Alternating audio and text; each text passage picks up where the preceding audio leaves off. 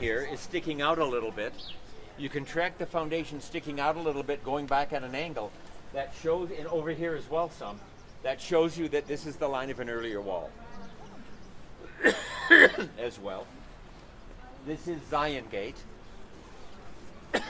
called because you go through it to go to Mount Zion. Jaffa Gate is called Jaffa Gate because you go through it to go to Jaffa on the coast. Damascus Gate is Damascus Gate because you go through it to go to Damascus. And gates are more often than not labeled after what you get to when you exit. It only makes sense, right? It only makes sense. It's decorative in an Arabesque Ottoman Turkish style. You've got a little projection on the top where the defenders of the city would hide behind there and pour boiling oil down on the guys trying to mash through the wall. You've got a bent access. You go in, you turn right to get in. That's defensive. Most people right-handed. Shield in the left hand.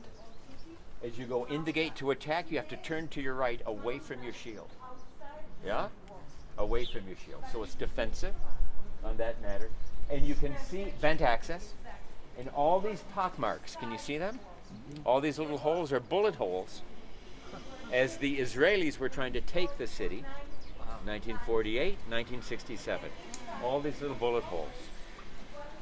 A few years ago, this gate was restored by the Antiquities Authority, tuck pointing between the stones. Each one of these holes was marked and registered to be protected. Not to be covered up and to be filled in again, but to be protected. They're part of the history of the city, the attack on the city. You can see the machine gun fire, right? Attack to it.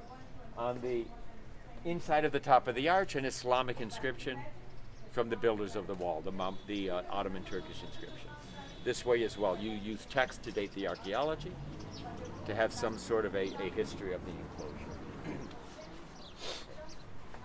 We're going to walk now outside the wall of the old city, partly on stone, partly on dirt, work our way all the way down to the city of David. We have an appointment to get in, but we're going to get in there early. I'm going to force our way in because we have a lot to do inside.